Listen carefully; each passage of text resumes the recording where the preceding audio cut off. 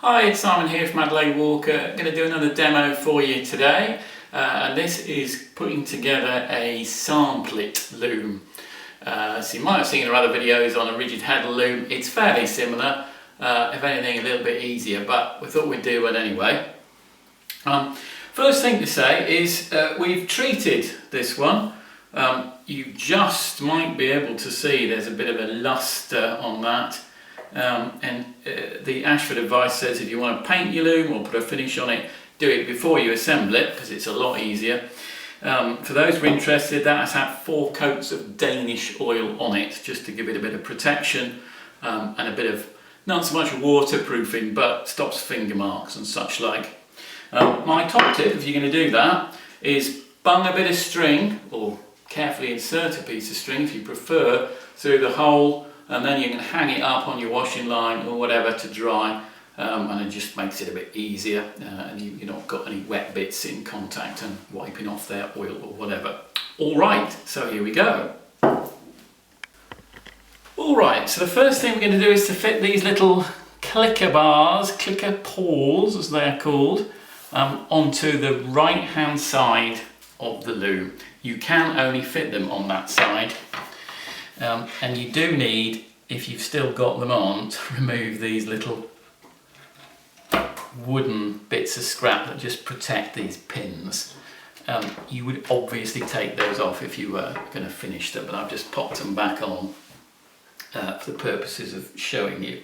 Now it says in the instructions, I believe slightly misleadingly, that you should use a round head screw for this, and that in my view is a round head screw. But in fact what it means is this one, which I think is a bolt. So it hasn't got a pointy end. That's the one you need, because if you use the other one it won't work. So that fits across there like that, so the end of that, and it doesn't matter which way round this is, by which I mean either side will work. It does matter which way the top faces, so this pointy bit points towards the middle, so it fits like that, and then that just clicks like that. Okay.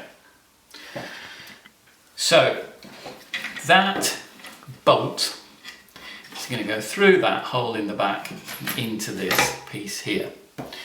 Ashford say use candle wax. I think Vaseline is much easier if you don't drop it into the tub of Vaseline. That's possibly a bit too much Vaseline, but you'll get the idea.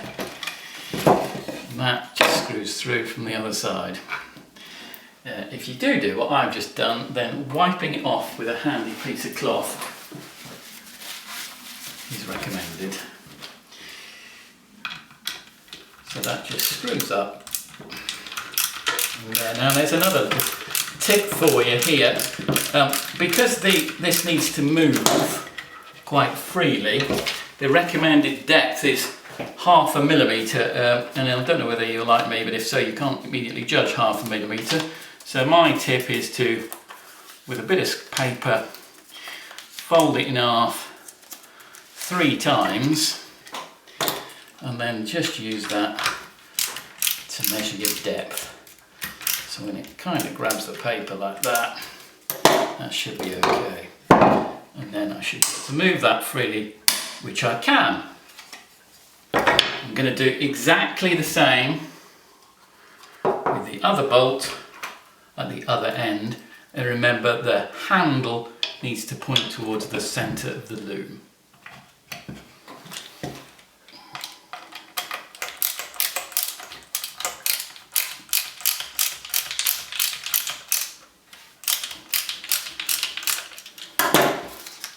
A little bit of paper.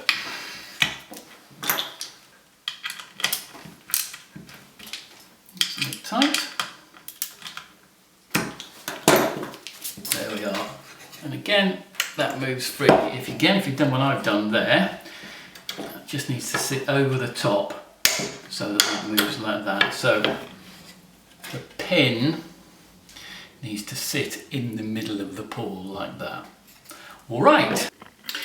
Right, so the next thing we're going to do is still attaching just to the right hand side. We're going to fit the back rail, and the back rail is this piece of wood here with just a single hole in the top of it. And that hole needs to be at the bottom, and it sits like that. So I'm going to screw through these two holes here, and you should have 8 of these kind of coppery coloured screws that you're going to use for attaching these front and back beams. So as before, a little bit of Vaseline.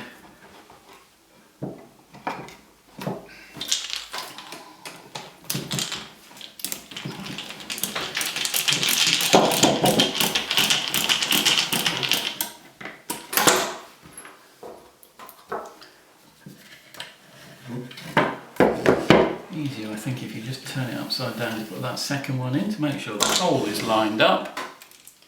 Turn that around so you can see it.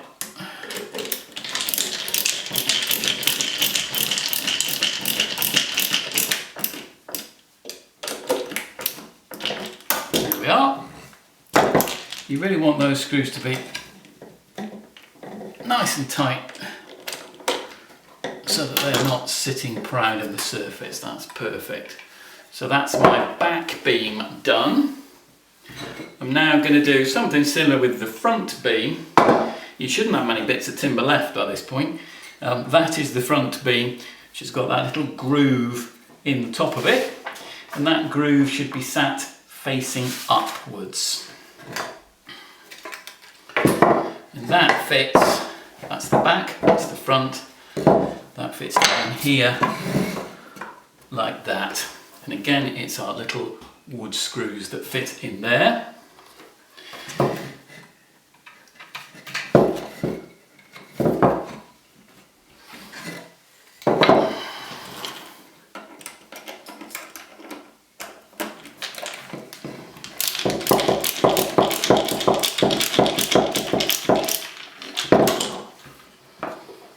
So don't do the first one up too tight until you've got the second one engaged.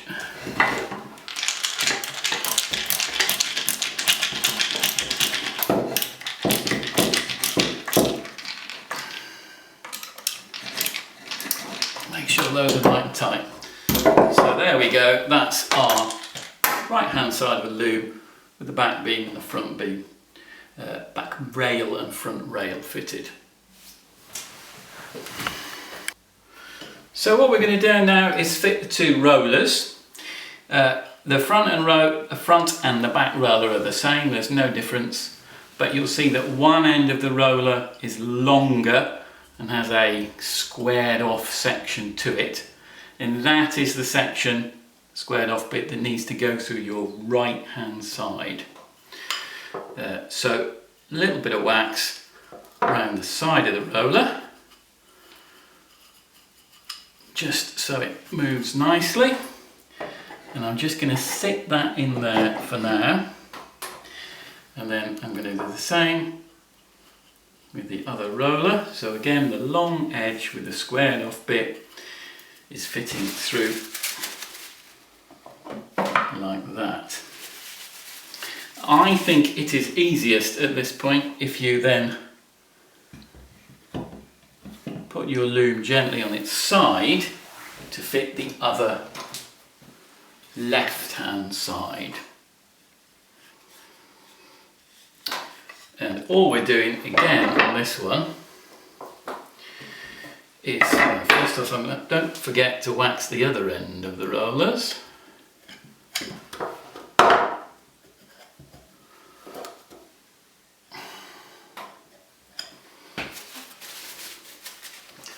Then I'm going to sit the loom side on the edge on the end of the rollers like that, and then I'm just going to put the same 4 screws through on this side that I did the other side.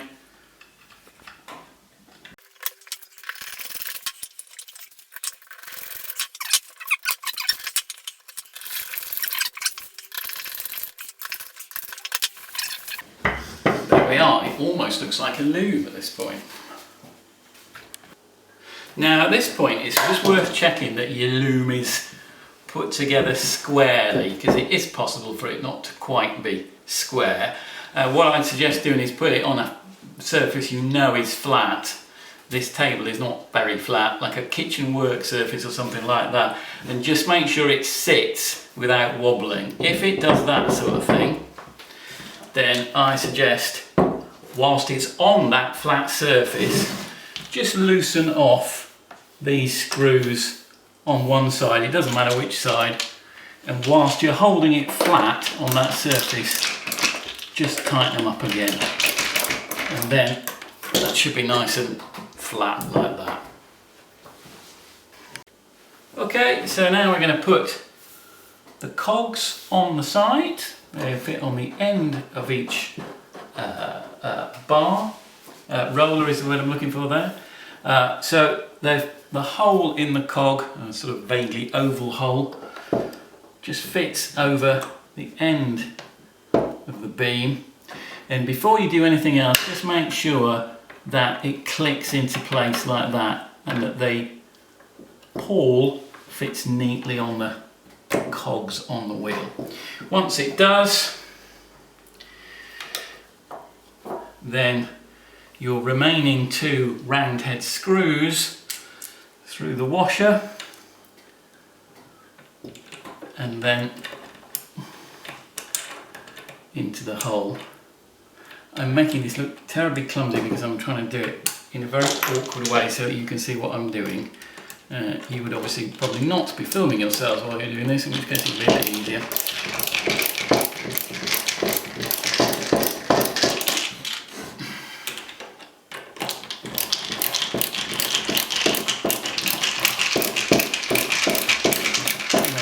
Screw that up, you just feel it just kind of move and straighten up the cog when it tightens up. So same at the other end.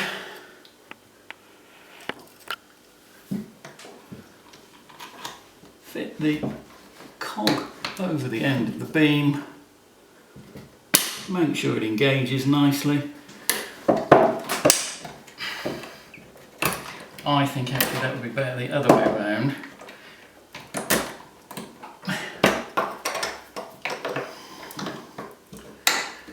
So I've just swapped that round there because that makes a little bit better engagement between the pawl and the cog.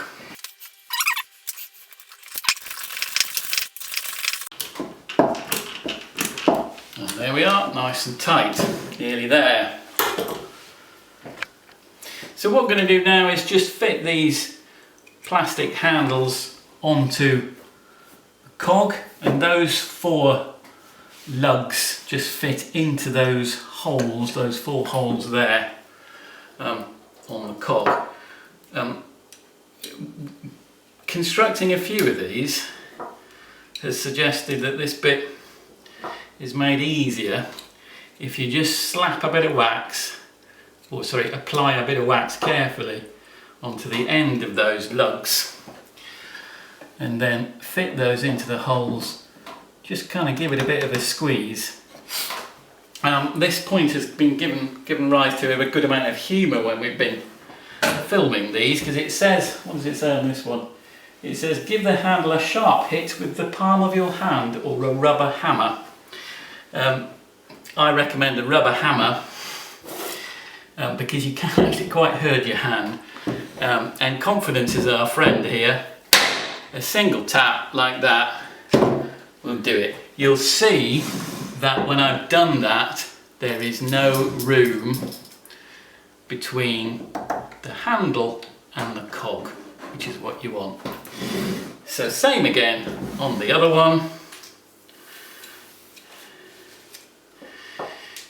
All Ashford handles are all like this, and I don't know how many of these I've put together now, but it is definitely easier if you do wax them first. They are quite hard, I should say. I've never yet, famous last words, broken one of these things. So just press it on tightly and then a nice tap and we're there.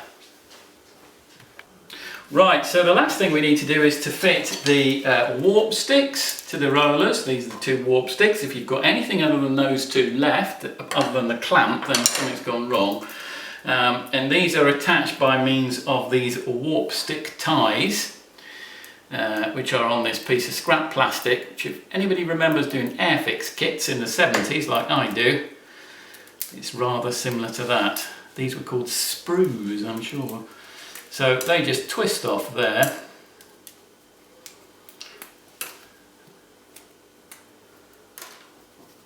And the first thing I'm going to do is to push, I'm going to push the pointy head through the hole. It's pretty much impossible to point the non-pointy head through the hole. So the pointy head through the hole is what we're doing.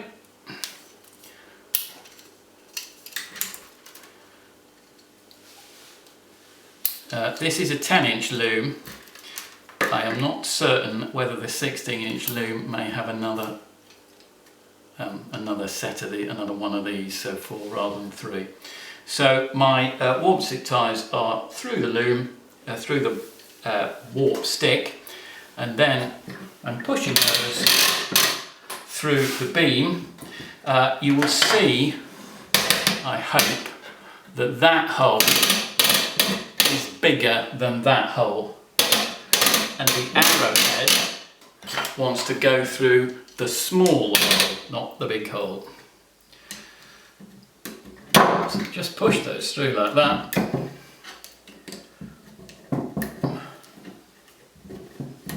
That's the back beam. Same again on the front beam. Arrowhead through the warp stick.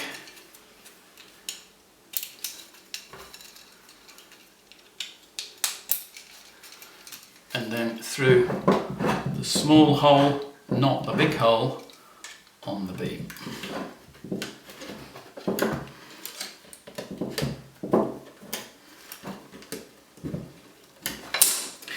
And there we are, that was all done. Alright then, we're all done, reed in place and ready to warp up. I have to say, this is the first one that I've treated with oil. We did wax a loom that then kicked around in the back of a van on several occasions to shows and such like. And it wasn't such a nice finish as this, so I did quite like that oil finish. You could use varnish again as well, I suppose. I think oil's just a little bit easier to put on. So we're all done. I hope you found that helpful. If you've tried it yourself and got some useful tips, then please leave a few useful comments so that others can see them in the comments underneath. And we'll see you soon. Thanks very much.